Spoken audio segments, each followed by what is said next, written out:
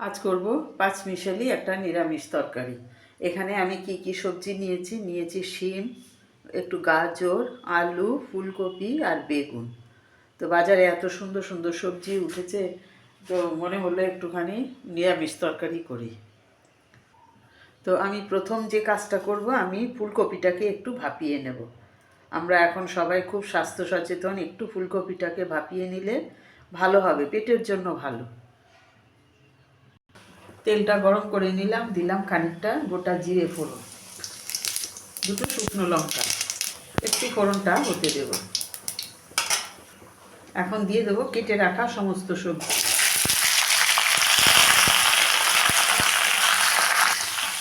একেবারে নুনটা দিয়ে দিলাম, মিশিয়ে নেব একটু,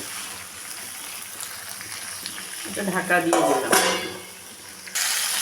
তো নুন দিয়ে খানিকটা একটু নাড়াচাড়া করে ঢেকে দিয়েছিলাম, অনেকটাই নরম হয়ে গেছে। এখন আমি মাঝখানটা ফাঁকা করে দিলাম, দিয়ে দিলাম খানিকটা পেঁয়াজ কুচি, দিলাম খানিকটা রসুন থেতো করা, দিয়ে একটু ভেজে নেব। রসুনটা পেঁয়াজটা মাঝখানে দিয়ে খানিকক্ষণ নাড়াচাড়া করে নিলাম। এখন দিয়ে দেবো ভাপিয়ে রাখা ফুলকপিটা, সেই সাথে দিয়ে দেবো দুটো চেরা কাঁচা লঙ্কা। আবারও ভালো করে মিশিয়ে নেব। হলুদ গুঁড়ো,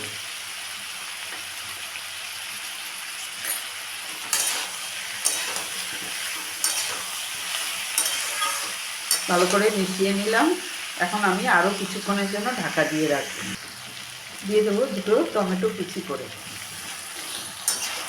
ভালো করে মিশিয়ে নেব। আবার সব কিছু আমার মেশানো হয়ে গেছে। এখন দিয়ে দেবো একটু গরম জল, তরকারিটা সবজিগুলো একটু নরম হওয়ার জন্য খুব অল্প করেই দিলাম।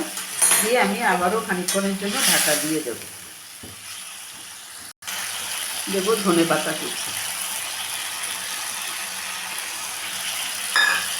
দিয়ে ভালো করে মিশিয়ে নেব। টেস্টের ব্যালেন্সের জন্য দিলাম কয়েক দানা চিনি, হাফ চামচের থেকেও কম একটু চিনি দিলাম।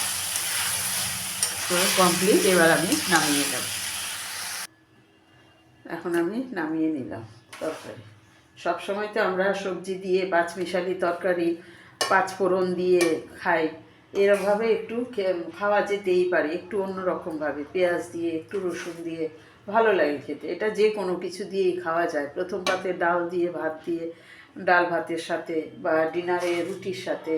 ডিনারের জন্য তো আমাদের ভীষণই ভাবতে হয় যে কী দিয়ে ডিনারটা সারা হবে, রুটির সাথে কী থাকবে।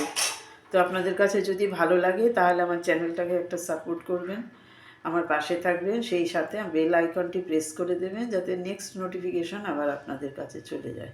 তো আজ এই পর্যন্তই।